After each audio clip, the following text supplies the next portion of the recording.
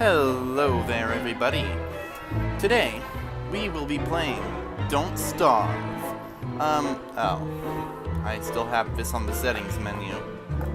Whoops. We will be playing Don't Starve. We will not be playing Shipwrecked. I do have it installed, though. I think there is a way to go between a regular world and a Shipwrecked world.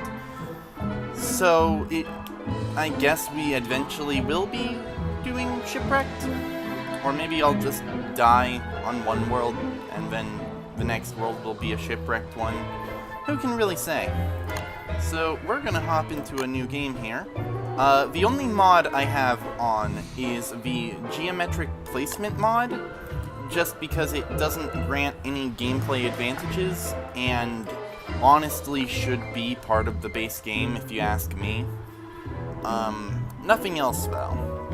I have both the expansions. You can only enable one at a time, so we're going Reign of Giants. And obviously this video will contain spoilers. In fact, this video is less of a let's play and more of a walkthrough or tutorial. Won't be a particularly informative one because I'm not an expert at this game. I have beaten Adventure Mode, and I have unlocked most of the characters. The only ones I haven't unlocked are like, I think Wilbur and Woodlegs are their names. So, yeah, I just don't like Shipwrecked very much. I haven't really played it very much either, so maybe I'd like it if I gave it more of a chance. I don't know. Anyway, these videos are really intended for people who are absolute noobs at the game and just need to learn the basics. And obviously it's single player. Don't Starve Together is a completely different game. Still fun. I'm not good at working together with random strangers online, and none of my friends, the weird thing is all of my friends actually play Don't Starve Together, but they play it so infrequently, and I do too. It's like we're never all in the mood to play it at the same time, so yeah, probably won't be making videos of that unless I try and solo the Gorge or something. Or who knows, maybe I'll make a solo world. I did download a mod that would let me adjust the health values of everything to be more reasonable. So, who knows, that might be in the future. But anyway, if you want to play this game without spoilers, which is how I highly recommend playing it, this is your chance to back out and go get it. It's a really pretty good game. Personal rating is somewhere around 7 or 8 out of 10. And that's a pretty good rating coming from me. I'm usually pretty goddamn stingy with my ratings. So, yeah.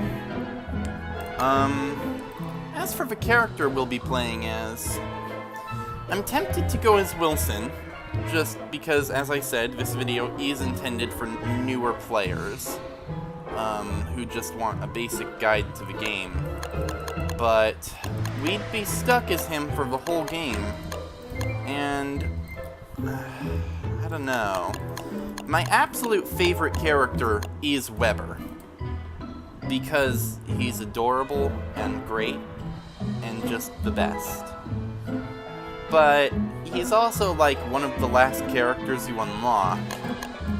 Other than him, there's Maxwell, who's also nice to play. Not bad. A little tempted to go for Wes. He's the sort of challenge mode of the game. Everyone else is kinda lame, though. WX is fun in a way. He gets upgraded. I think he has the highest potential stats out of anyone, actually. And then Wickerbottom has an entire separate crafting tab exclusive to her. But yeah, let's just go, I suppose, basic old Wilson.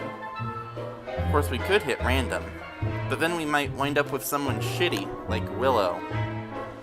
I'm not a big fan of Willow. Okay, as for the world, we will leave it all default. I would like to show it off, though. This game has an amazing world So, world creation system here. The one thing I will change is I'm gonna make it start in autumn, because if we started in spring, I would just reset it anyway. So, yeah. Not a fan of spring and summer. No, not a fan. We'll get to them eventually. Alright. Yes. I'm assuming geometric placement is compatible? Hopefully. Yeah. It should be noted, I'm kind of overheating because, I have to keep my fans blowing on the lowest settings, so what the hell? So that my microphone doesn't pick up too much extra noise and make the video sound like shit. This is a really interesting start. Wow. We'll be avoiding that for now. But that's actually really handy to just have found right off the bat. Any chance that there's a Clockwork Rook? Because if so, then we can get some really good items really fast. Doesn't look like there is. No. Does not seem so. Those are very, well, they aren't late game enemies or anything, but they aren't like early game enemies. So, this is Don't Starve. You move around by clicking or by using the, not the arrow keys, WASD. I sort of move using a mix. You can click, or you can click and hold. Yeah. You can press spacebar to pick up nearby items, or click on them to pick them up. And your first day is going to mostly be spent just picking stuff up. Just get as much of it as you can while exploring the world. In particular, you need to look for flint, so that you can make an axe, so that you can make a campfire so you can survive the night. Alternatively, you can craft torches out of just grass and twigs, which will also allow you to survive the night, though you might need to make like 2 of them. I don't know. Currently there are 3 segments of the day that are nighttime. I'm not sure exactly how long a torch lasts. Now, you might be wondering then why I'm not making an axe, since I could have quite some time ago. And that is because I saw up there's kind of a rocky looking area, and rocks can give you flint. And, you know, if we make an axe, then we might not be able to make more tools. So, like, doing it this way, looking for a second piece of flint so you can make the pickaxe, it lets you just mine more and get extra flint immediately. So, yeah. If you can find rocks, then try and get a pickaxe instead of a regular axe first. Now this is interesting. We've got a tier 2 spider nest, despite it being day 1. We actually got quite a few of them. And we also have a metric shit ton of gold, which is, honestly, this is an amazing start. Clockworks, including a bishop, though unfortunately no rook, and a ton of gold. I mean, I'm just waiting for the other shoe to drop at this point. What, did the world not generate with a pig king or some stupid bullshit like that? You can never really know what you're gonna get with Don't Starve. I mean, you can manipulate it with the world gen, but all we did was make sure it started in autumn. Stepping on the webbing will not make spiders spawn, but going a little ways into it will. And of course, more spiders will spawn if it's a bigger nest. But so long as you aren't standing near them, then they'll just go back inside. You can usually outrun spiders pretty easily. Really, really easily. And even if you don't, you can kill them super easily. So, don't worry too much about spiders. Now we are going to actually start chopping down some trees so we can get ourselves a campfire and cook up food, and also so we can get a science machine to allow us to craft more items.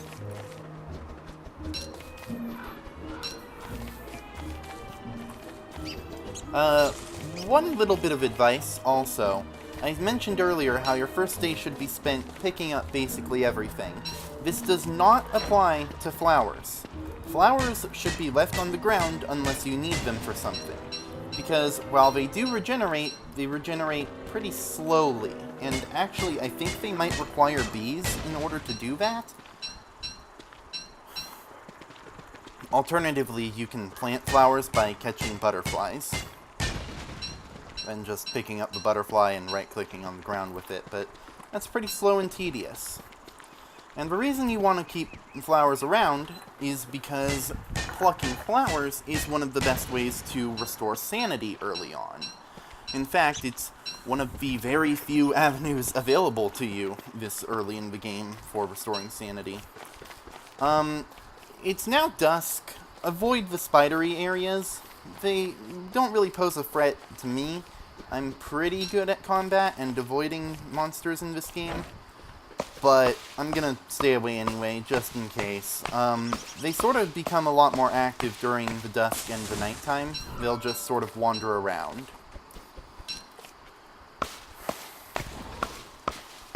And, they aren't really aggressive, per se. They only attack you if you stand near them. They won't really hunt you down, but if you like stand next to one, then it will, and it'll attack you and stuff. So, yeah, be a little bit cautious. Attacking them 3 times with a basic axe is, I think, enough to kill them, if I remember correctly. So, not the most dangerous things, but you know, the real problem is that they've got a tendency to gang up on you. If you attack one spider, then all the spiders in the area will also attack you. And if you do it too close to its nest, then even more spiders are spawned. So, yeah.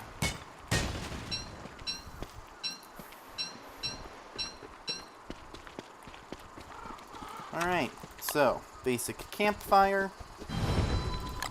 And then you can cook food, which will cause it to restore your stats far more than normal. You have 3, hunger, sanity, and health. Most food restores hunger and health. Some food will get rid of some stats. Like, monster meat will hurt you and damage your sanity. Raw meat lowers your sanity and I think your health. But yeah, most food is generally helpful. Okay, so now, science machine. Science machine is incredibly important. Standing near it lets you prototype items, which means that you can unlock them, basically. And once they're unlocked, you can craft them anywhere, even when you aren't next to a science machine. So, very helpful. Generally a good idea just to prototype a bunch of things, even if you don't really need them. And especially make a backpack. The backpack is the biggest deal here. The rest of this we can kind of live without for quite some time, but the backpack is necessary. Now, most of what I'm crafting is in the interest of getting an alchemy engine made. The alchemy engine is basically a better science machine, so you want one of those pretty fast.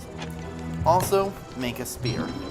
Spear is good, because it lets you kill things gooder.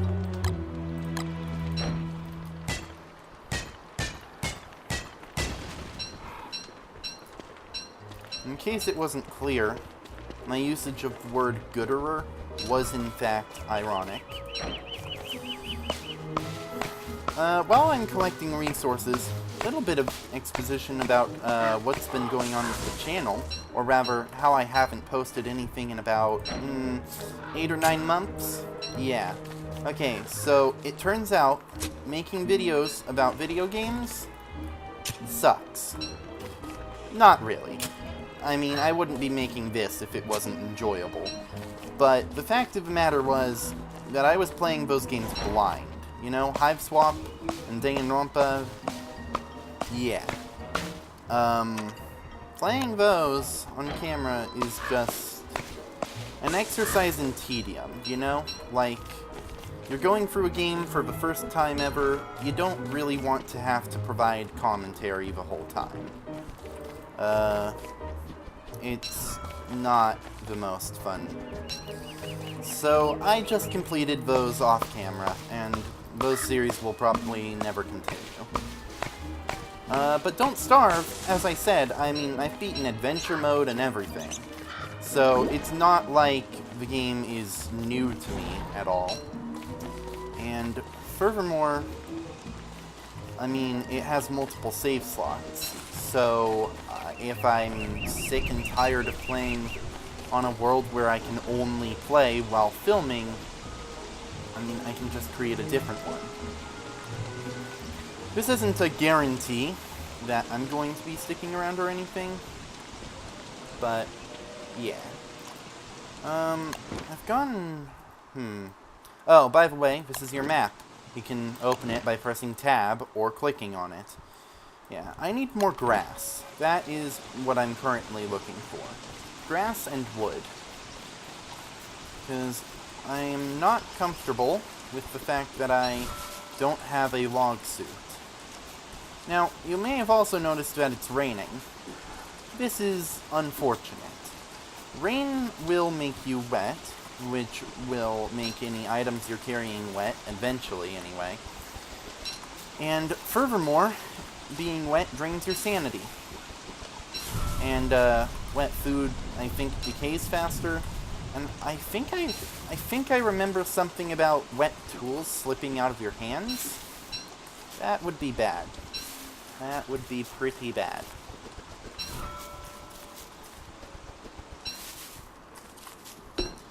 So, yeah. Luckily, we are in autumn, so rain isn't exactly common, and it ain't gonna last that long. Spring is when rain becomes an actual ordeal to deal with.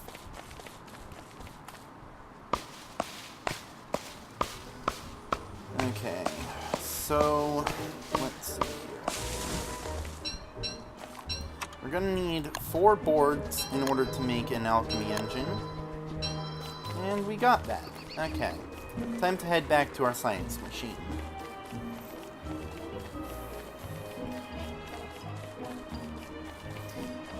These, by the way, are roads. You can walk on them for increased move speed.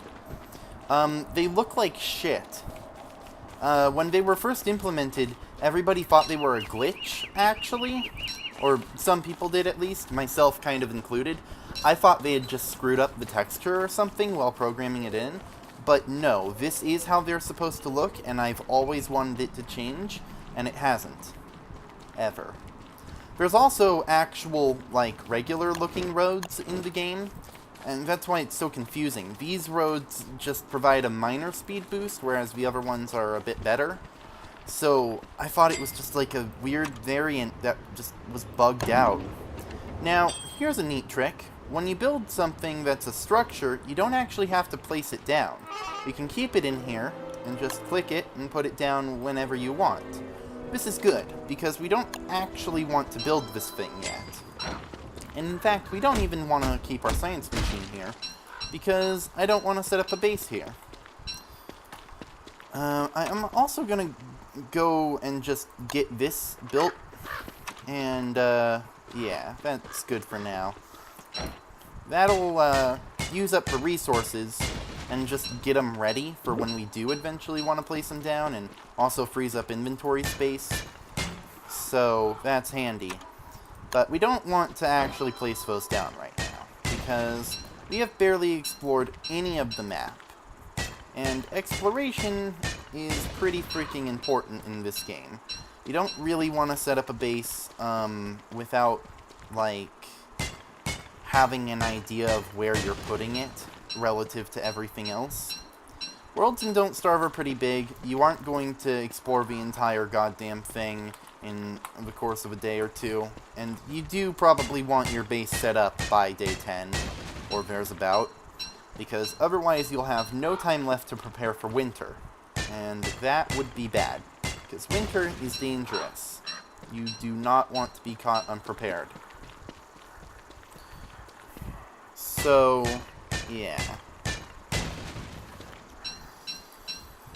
We're basically just gonna wander around kinda aimlessly, well, not aimlessly. We're gonna follow the edges of the world, because getting an idea of where your world's edges are will give you, like, a better idea of its actual shape, rather than just wandering around randomly. Because the more you explore the map, the more your map fills out. And you want that map as filled up as possible. And here's a neat trick. Torches, you can just run along carrying a torch. You can't really do much while holding a torch, because it uses up your hand slot. But it lets you at least keep moving around in the night. And that's what's important here, because we just want to slowly trace out the shape of our world, so that we can get a basic idea of where everything is. And you can still pick things like twigs and grass, or pick up items or whatever. So that's handy. You can also light things on fire by right-clicking on them while holding a torch. This is not advised, generally speaking. Sometimes it's, of course, extremely helpful. But you can easily accidentally set off a forest fire if you aren't careful, and that's just... I almost let those berries expire. The little red the little green background behind the food items basically dictates how fresh they are. And spoiled food will restore... Oh, shit. That was incredibly dumb of me. See, this is the problem with recording videos. They distract the shit out of you. If you spend too long in darkness, you die. That's basically what happens. Unequip torches during the day to conserve their durability. Ooh, a touchstone. Activating these basically gives you an extra life. Oh, and these things are fantastic because they give you pigskin, which is used to craft a piece of armor called a football helmet, and that's incredibly helpful. Now, freshness, right. So, freshness, if your food isn't fresh, it'll restore less hunger and health, and maybe even hurt you more if it's something that usually hurts you. I don't really know exactly how it works. And of course, if it completely runs out, the food will turn into rot, and you can't really eat it anymore. I mean, I think you can, but it just provides negatives, so literally, why would you?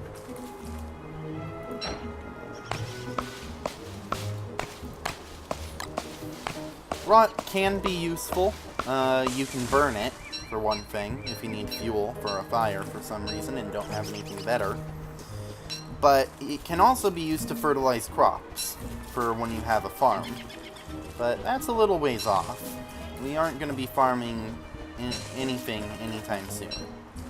Right now, our days are spent exploring, filling out the map, and trying to collect a full stack of 40 grass and 40 twigs, along with any other items that we can just get a whole bunch of.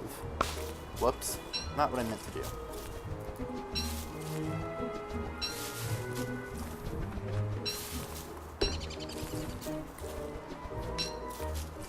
Now, if you wanted to, you could also use a shovel to uproot grass, berry bushes, and saplings that give you twigs, but I generally don't bother with that until a ways in, because the twig... They are called saplings, right? Yes, saplings. That's a confusing name, because when you think sapling, you think, like, tree sapling, but they don't ever turn into trees, so... the only thing you can really plant is the saplings. Like, you can plant the berry bushes and grass tufts after you uproot them with a shovel, but you need to fertilize them with manure or something first before they'll actually produce anything. And in the meantime, like, while you're just getting started and stuff, they fill up your inventory space. So you're lugging around these things that will only be useful when you actually have a base and can acquire manure. So I'm not going to bother this early on, but eventually we're going to want to dig all these up and sort of move them closer.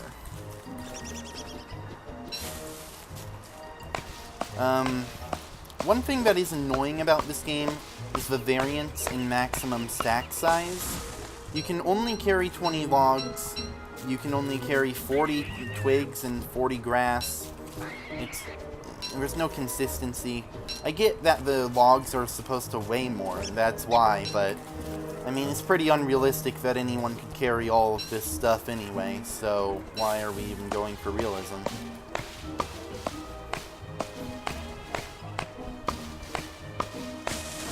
But whatever. Anyway, point is, the most logs you can carry in one stack is 20. So I'm probably not going to bother cutting down any more trees until we... Well, actually... Yeah, I'm not going to bother cutting down any more trees for a while. And there I accidentally harvested an extra twig when I didn't really need to. But that's fine, because we're going to need another torch to get through the night anyway. Except maybe not, because I think I actually might make a fire so I can cook up this food. And with that in mind, I'm going to chop down a tree even though it'll go above the stack, because we use up 2 logs anyway for a fire. So I'm just going to get that pre-built for convenience sake. And then transfer those into there. Pick some more carrots. It should be noted, a lot of the time cooked food actually expires a lot faster than uncooked food. And furthermore, cooking food will restore some of its freshness. So, if you have some meat that's starting to go bad, cook it. But if it's still pretty fresh, maybe don't unless you're immediately going to eat it. This is a wormhole. They drain your sanity if you go through them by quite a fair amount. Not too much, but, you know, you wouldn't want to go back and forth between them particularly often. But the neat thing about wormholes is that they take you to a random place in the world. God damn it, I picked up another twig at some point. I'll just drop it. Basically, there will be a corresponding wormhole somewhere, and going through one wormhole will take you to the other. At this point, oh. Well, this is rare. This is called a set piece. Set pieces are structures or items or whatever that have a chance to just sort of randomly spawn in your world. This one always spawns, because this is the metal potato thing structure, and all worlds have all 5 of the thing items. The metal potato thing, the crank thing, the box thing, I think is what it's called, the wooden thing, and the, was that 5? I don't think that was 5. Whatever, I don't remember exactly, and it barely matters.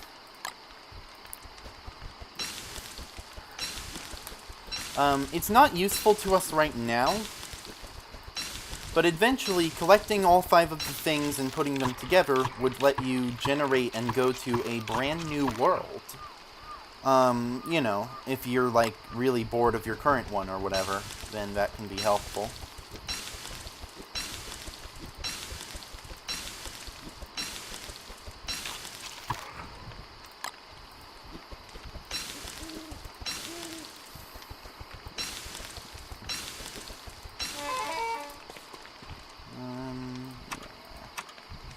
Now, we could make a straw hat, but it's currently not summer, and it isn't raining, so not much point. Okay, well, let's set out with our torch.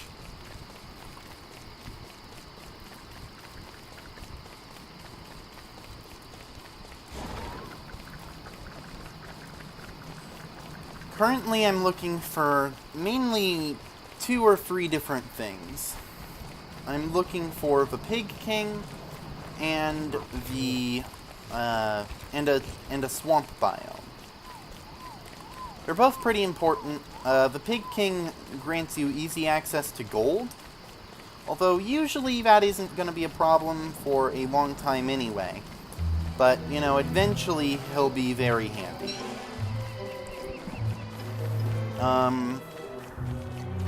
Although, apparently, there is a chance that your world won't spawn with one. I think it's a really low chance, like, it might be a glitch kind of chances, but I think it does occasionally happen. So be careful with that. He isn't really a requirement or anything, it's just handy to know where he is. His main function is that the items you get from graves, and also meat, can be traded to him in exchange for gold. I am going to dig up this grave, and it contained a red gem. That's basically exactly what I was hoping for. I mean, not a red gem specifically, but some kind of gemstone or otherwise rare item, just because I didn't want to cart around like a lawn gnome or whatever, because that's just annoying. Honestly, I probably shouldn't have dug up that grave. It was a bad idea, but it all worked out because red gems are pretty handy. You can use them to craft purple gems, which are important for the creation of the Shadow Manipulator, another science machine that unlocks more recipes. And also, Fire Staff, which is a pretty okay fighting item. I don't really like to use it because it's easy to start up a big forest fire with it by accident. What we have here is a walrus camp. Now, this is only active in winter, but when it becomes active, it summons a creature called McTusk, and he is very helpful and also very dangerous. He's got a ranged attack and some hounds that help him fight. Just a generally bad dude, you know? You don't wanna screw with him. Except you do, because he drops some fantastic things that I'll describe in a minute, because first I gotta exclaim about how I found a pig king. That was actually pretty fast, so that's nice. Now I'm just looking for a swamp. And also beefalo. That was the third thing I was gonna mention, but kind of forgot about. Then I'm gonna also explore this deciduous forest, just so I can find the Glommer statue, get it destroyed, and on the map, and all of that. God, there is so much in this game. I've been talking like non-stop, and feel like I'm not getting enough freaking air. Like, I'm talking too much, so I don't have time to breathe. And I've already forgotten what I was talking about. Before I found the Pig King, something about McTusk. Right. McTusk can drop the Walrus Tooth, which is incredibly useful because it lets you make the Walking Cane, which increases your move speed while held, which is ridiculously helpful. And he also has a chance of dropping the Tam O'Shanter, which is one of the best sanity restoring items and also winter items in the game. Keeps you warm, keeps you sane, generally amazing. So, you know, if you can manage to kill him, then definitely you want to do that, because he has a chance of dropping those. It isn't a 100% guarantee for either of them, though. At least I don't think it is. I'm not sure of any of the precise numbers, but it isn't, like, ridiculously rare either. So yeah, definitely go for it, especially if you have an Ice Staff. The Ice Staff is one of the best combat items in the game, because it lets you freeze enemies, which against McTusk is amazingly good.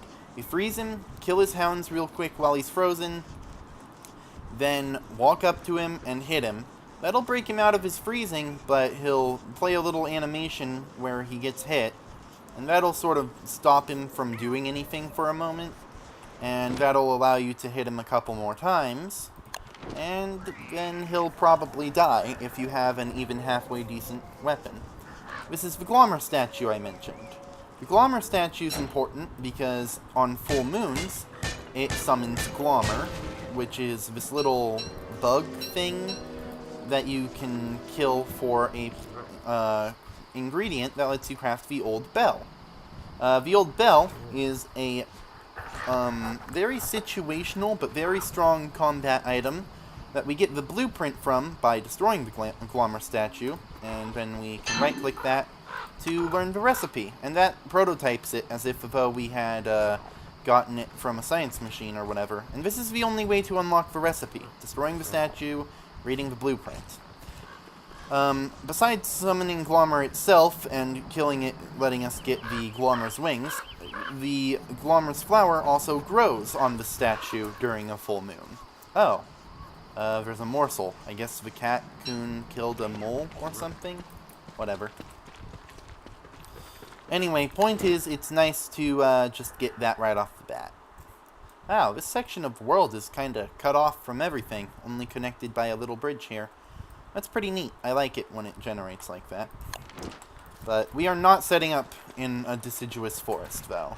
That's what I did in my last world, and I quickly learned it was a mistake, because, you get attacked by, trees coming to life a lot more often. This is a Clockwork Rook. And this is a bird. I don't really know how this thing works. I think you can give him certain things and he'll give you stuff. Oh, gee. Oh, gee, thank you. Thank you so much for that. F you, stupid goddamn bird. You also left a feather? That isn't useful. I don't want it. I hate you. Ah! Eat raw seeds. And roasted carrots so that they don't go bad. Well, I kind of want to stick around in this area until daytime, because I want to get that stuff over there, but I don't want to try and go for it in the night, because the Clockwork Rook will kill me. Unfortunately, there aren't any other Clockworks around him, so we can't manipulate him into ramming into them. The Clockwork Rook is like the least dangerous of the Clockworks, in a way, because it moves the slowest and also sort of the fastest. Basically, he moves really slowly unless he's attacking you, and he attacks with a charge. That charge destroys anything in its path. If it hits you, it does a lot of damage, but he can't turn while he's charging, so it's easy to sort of like, just have him run at you, move to the side, and then he misses completely. And he also hits anything that is in front of or behind where you were standing. So, if there are other Clockworks around, you can easily kill them by making it ram into them. It only takes a couple hits. Unfortunately, that isn't the case with this one. However, there were some neat-looking items there. Now, we don't have a lot of inventory room, but this axe is almost destroyed anyway, so I'll just drop it. We won't really need the razor anytime soon, so I'll just drop that. The torch could be useful. Again, it's pretty low durability, don't really need it. I'll drop the backpack. No, don't. Yeah, I'll drop the backpack so that we can easily pick up this backpack. And just grab. Okay, there was nothing in the backpack, so it was pointless. And, the honey poultice was the only thing of interest. So I guess we can just move on then. And if you go too far from its starting area, it'll just head back. So, yeah. The only real thing of interest there was the honey poultice, which is a good item, though not useful to us right now. It's a healing item. A one-use healing item. Oh, god effing damn it. Die. Yes. Destroyed. Mole rats are annoying. They pick up any rocks or rock-like material left on the ground.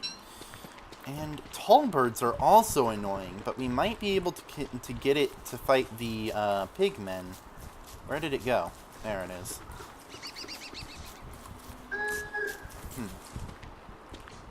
Tall birds do a ridiculous amount of damage, so be very, very careful. They're also, like, slightly faster than you, kind of. Yeah. I think I'll just manipulate you into being my friend temporarily by feeding you meat. drag you away from the village. I don't know if a single pig can really take on a tall bird by itself, but I guess we're about to find out. Either way, I get meat out of it.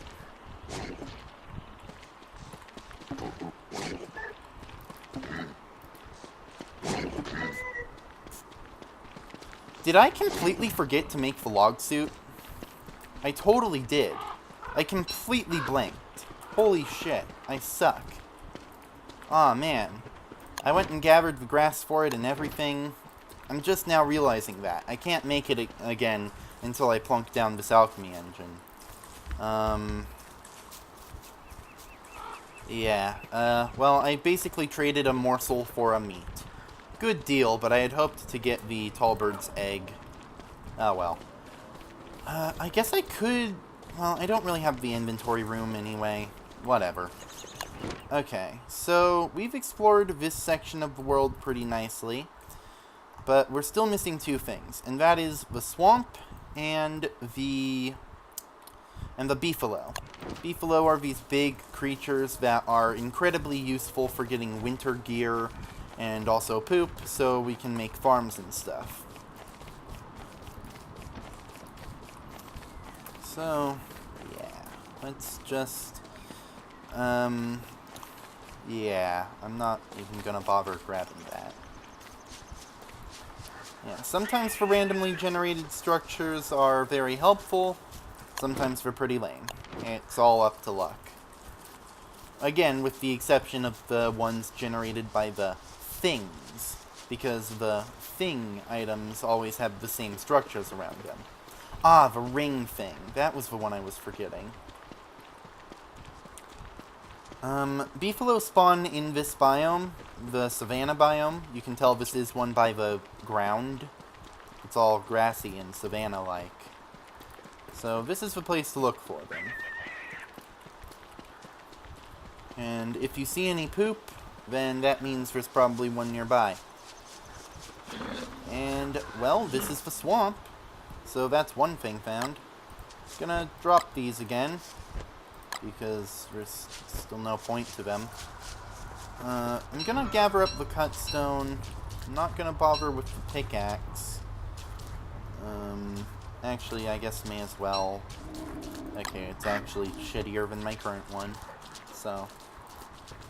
Now, the reason we wanted to find a swamp is because we can hopefully find something we can manipulate into fighting a tentacle monster.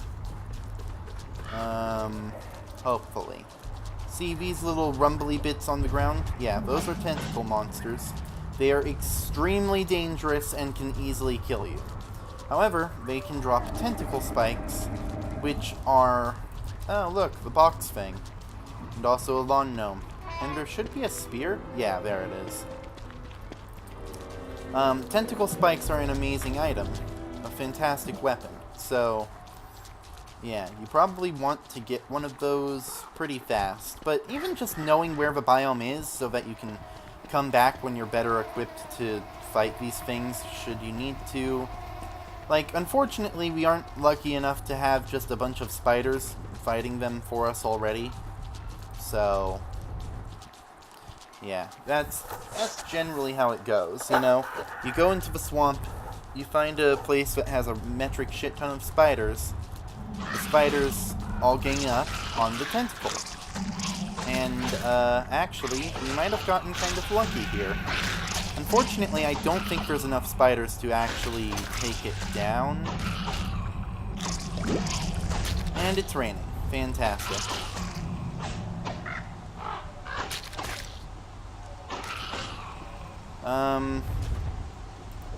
We can at least collect the silk. Luckily, they are pretty slow sometimes to come out of the ground. So, yeah, but be careful. It is very difficult to tell sometimes where these freaking things are. And I hear a mosquito coming near. Yeah, we set up right next to a pond, and those can spawn mosquitoes. Not a good place to set up for the night.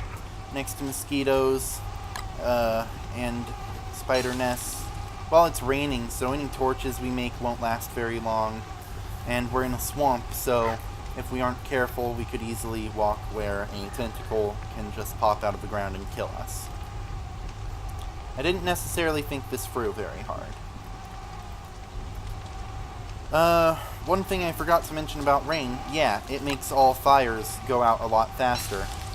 We might still get through the night without having to refuel this one. Maybe not. But yeah, it's absolute murder on torches. Well, I hear spiders fighting a tentacle spike, but can't really go investigate right now. Oh yeah, spiders are drawn to monster meat and will gladly eat it, so it sort of causes a spiral of constantly fighting each other. Now, our sanity is actually getting kind of dangerously low. I guess I can make a straw hat. It's kind of a lot of grass to use up, but grass isn't the hardest thing to come by anyway. And that'll make us gain wetness a lot slower. Standing under trees also will, but I don't think that these work for that. These are spiky trees. If you try and cut them down, they hurt you. Same goes for spiky bushes, which give you twigs, but hurt you.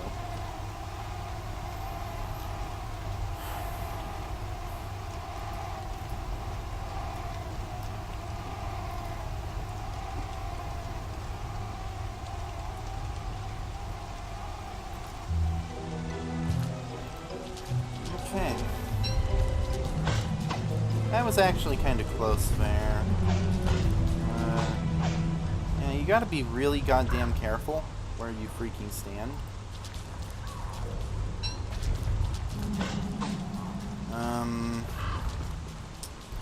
A little tempted to try and fight that one up there just by myself, but I don't even have a log suit like I had intended to get, so I'm gonna try and manipulate a spider into,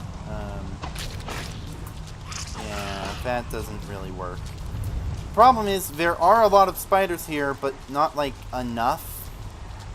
There's just not enough, and the nests are all really low level, so... Spider glands, another early game healing item. And when I say early game healing item, I mean really early game. They barely restore anything. You kind of need a bunch of them in order to make an actual dent in your health. So, yeah. Also, just standing near tentacle spikes causes your... Not tentacle spikes, tentacle monsters causes your sanity to go down. So, be careful about that. And, well, ain't this just a right mess they got here. Don't attack me. So we have some mermen fighting some spiders, fighting some tentacle monsters. Please don't attack me.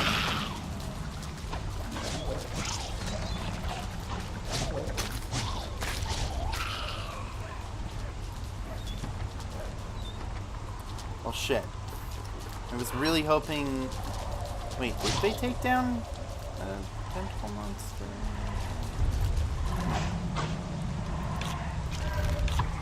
Gonna eat that to make room for these.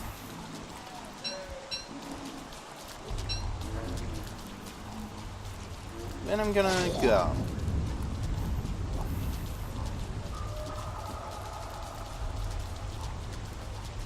Well, we're basically leaving the swamp now. Unfortunately, we didn't manage to get a tentacle spike, so we're still stuck using the spear for now. But sometime we'll come back and we'll either have more monsters ready to fight the other monsters, or we'll just do it ourselves. And there's that again. Okay.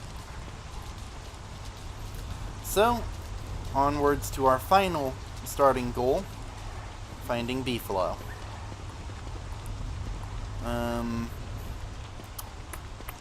Yeah. And also just exploring the world in general. That blow dart is not that helpful. I forget how much damage exactly they do. Okay, this is good. This is good. Yes! Ah, thank the Lord! Okay, let's grab that. And let's just drop the spear. They aren't exactly difficult to craft. And let's also remember that we made this goddamn straw hat, so we probably should be collecting more grass. And here we got another pig head, some more pig skin. Or let's do football helmets when the need arises.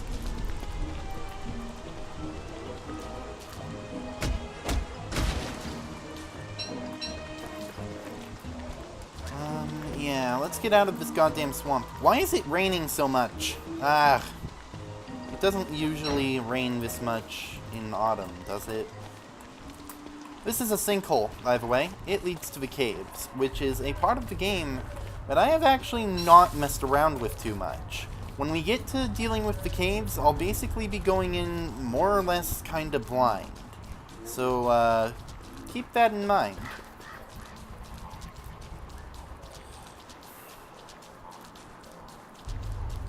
Now, yeah, basically just gotta find beefalo. That's the one thing that's kind of left for me to do here before I'm comfortable picking a place to set up a base and mostly have found everything that we're gonna need to know the locations of. Like, there's a couple other things, of course. Finding a place with lots of spiders in one area. Don't attack me, Mr. Mosquito. You know, all that kind of stuff. If you hunt around, you might even find a set piece that would make for a good place to build a base, but I'm not gonna do that, because that would take forever. And also, set pieces are randomized, so, you know. The only exception to that is, of course, the potato thing one, which always spawns, as I've said before, and which has, like, farm plots and roads and shit.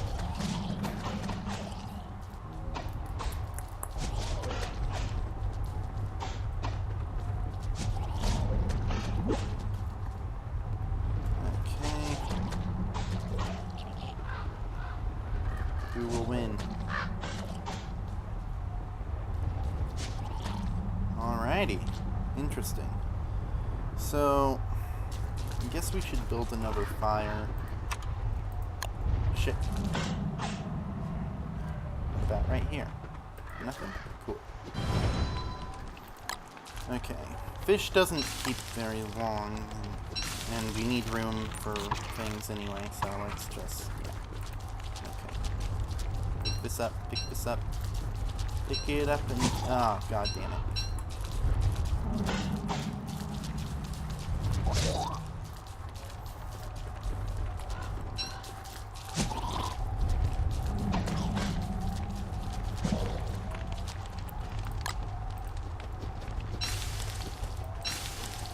The reason we're trying to eat all of this now is because I want that extra tentacle spike. Because eventually the current one that we picked up will break, so may as well grab an extra since it's just sitting there. Man, sanity is really getting to be an issue, though. I think if it drops under 60 is when insanity monsters start spawning, and they will kill me dead. So, yeah.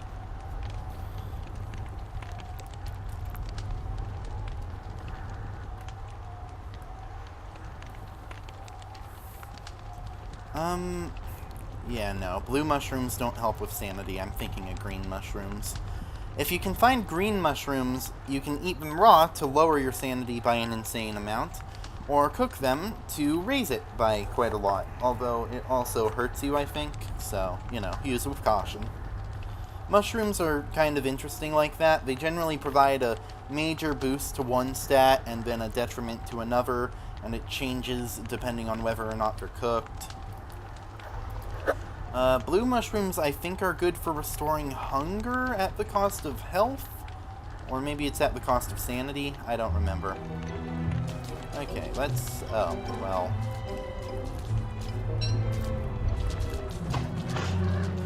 Fire's about to go out. Let's cook this fast.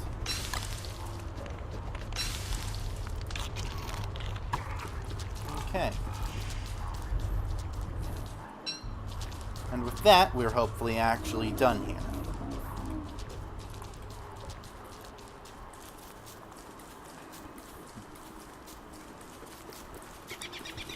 In case you're wondering what the weird shadowy creatures are, or why the colors are suddenly so weird looking, it's because we're so insane. That's what that thing there is. Yeah, that's an insanity creature.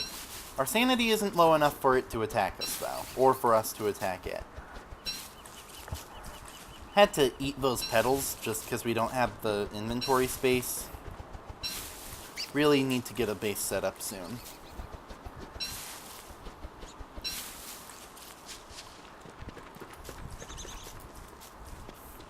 Unfortunately, there weren't really any beefalo in that savanna. I didn't really fully explore it, though, so there could still be some.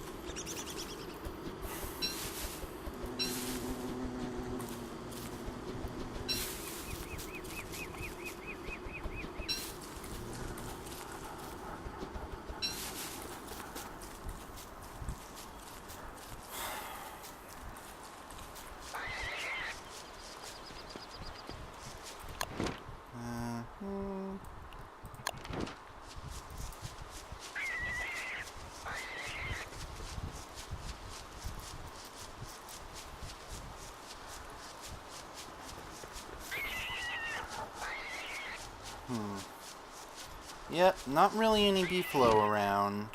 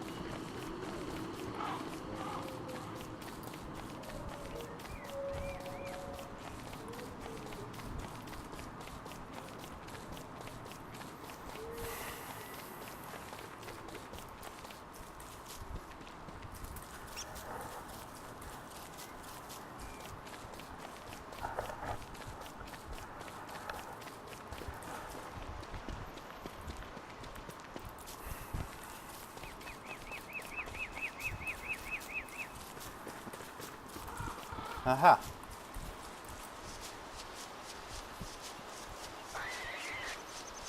Come on, beefalo. Oh, there's a spider nest. Yay.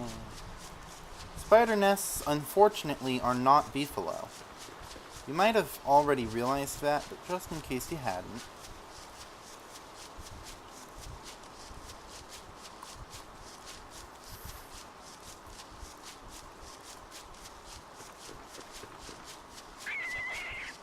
Again, that's a joke. I'm not really sure how well some of my jokes will be understood through YouTube. I've noticed that my voice does sound completely different when recorded. So, yeah.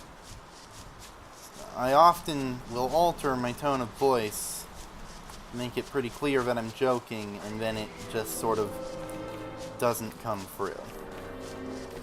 And I hear that I'm pretty difficult to understand whether or not I'm joking anyway.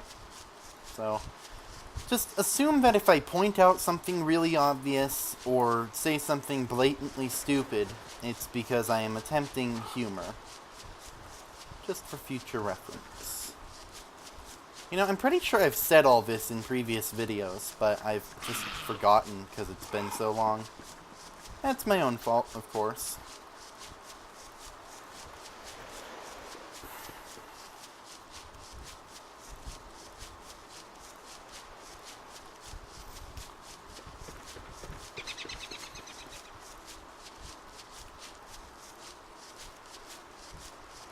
How have I not found beefalo yet?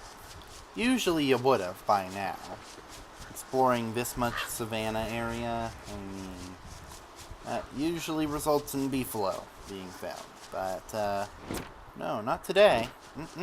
Wait, never mind. Okay, I guess I'm eating my goddamn words. I found, one singular beefalo? Okay, 2, 3, 4, 5. Yeah. Okay, now I know where beefalo are. Cool.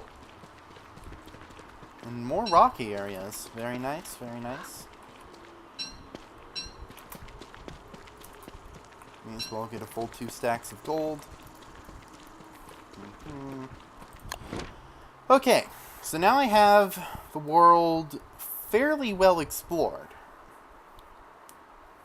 Now comes the bit where I make choices about things. Because, you know, you won't be needing multiple bases until the pretty goddamn late game.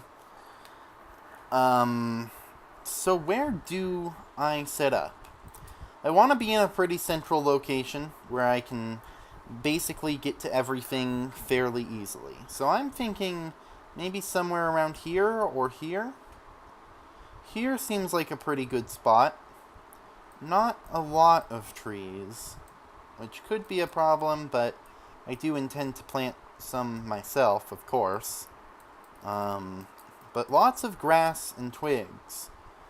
Not too many hazards. The beehive could be a problem, so we'll try and deal with that before spring comes. Because that's when bees start getting aggressive.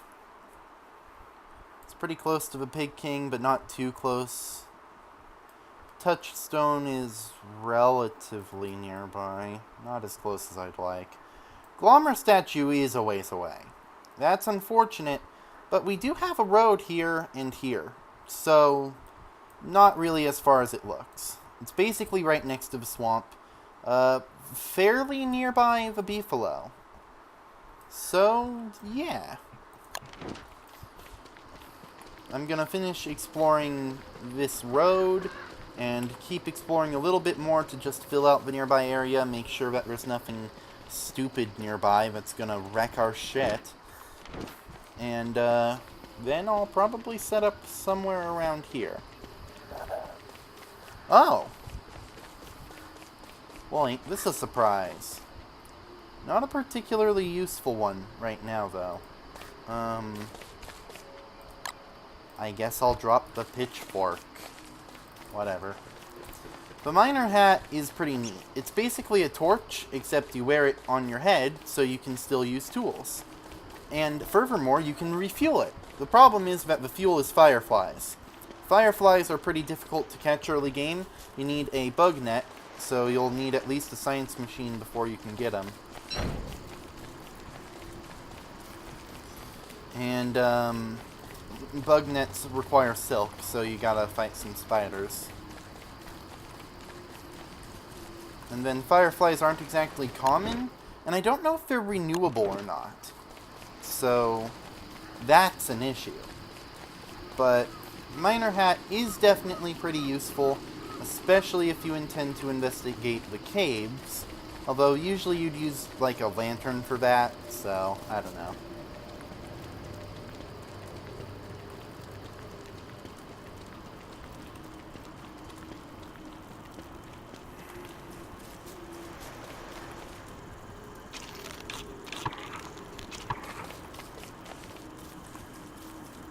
Doesn't touching frogs give you warts? Or is that just a myth? If it's true, does it still happen if you cook them first and are, like, eating them? I'm gonna just drop this to free up inventory space. Because, like, you know, whenever I think of what I'd be eating if I was in a survival situation, you know, frogs are pretty high up there, you know? They're relatively common-ish in some areas. Not exactly the most difficult things to catch. Usually not poisonous unless you're in like a tropical rainforest.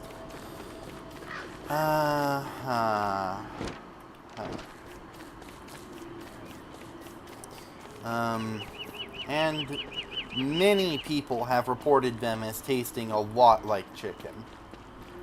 So, you know, at this point, I've heard enough people, like, describing frogs as actually tasting pretty good, that it makes me think I wouldn't actually be that grossed out eating them. Like, as a kid, of course, the idea was completely disgusting to me, and it still is. I don't want to eat frogs. But, you know, if I had to, I feel like I could. But I don't know if it's really worth it if you get warts. I mean, if you're choosing between staying alive or starving, obviously it's worth it. But you know what I mean.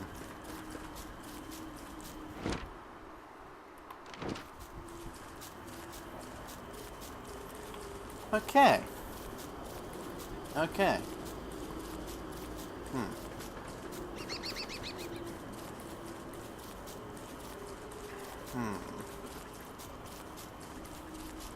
Yeah, seems like a pretty good area.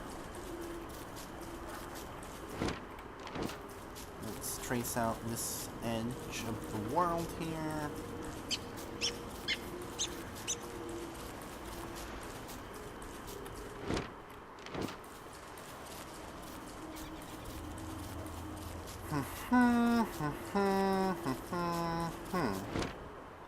Oh, it actually takes a while to connect back.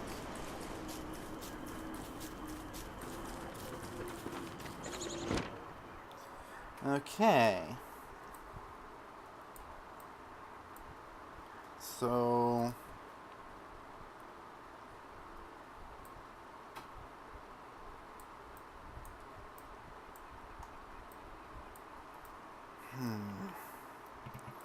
Gosh. Oh, no. I rotated it. Oh, no, I did it again. Okay. I think I'm actually going to put it more up there. And I'm going to try and remember to pick some more flowers, because seriously, need to do that. Because my sanity is not good right now. And once you pick 12 flowers, you can make a garland, which, well, you wear it, passively restores your sanity. Or at least stops it from draining so fast. And I'm going to take this off now that we have inventory room. Because it degrades constantly while you're wearing it. And currently we don't need to stay cool, and it's not raining, so there's no point to wearing it.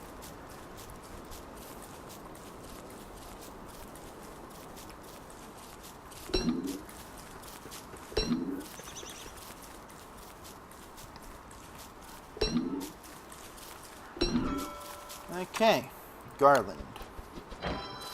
Now, garlands also degrade, but they degrade constantly, and in fact, just rot after enough time, instead of degrading based off of durability or whatever.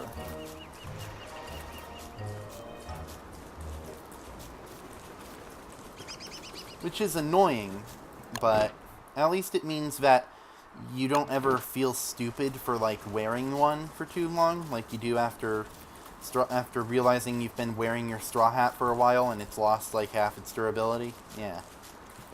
That sucks when you realize that that's happened. Okay.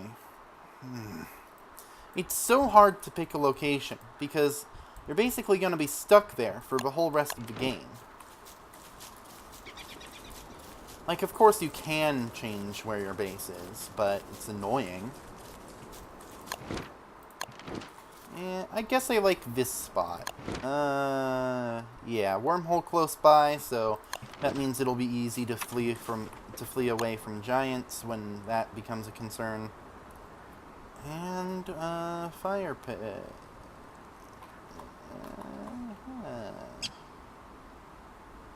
Is geometric placement not compatible with Shipwrecked? Oh no. Oh no. Oh. Well, this is a pretty good time to end the video anyway. We've gone through 8 days. So, I'm gonna end the video here. Next time, we will resume right where we left off, hopefully with me having fixed the geometric placement mod. That's all for now. So, yeah, bye.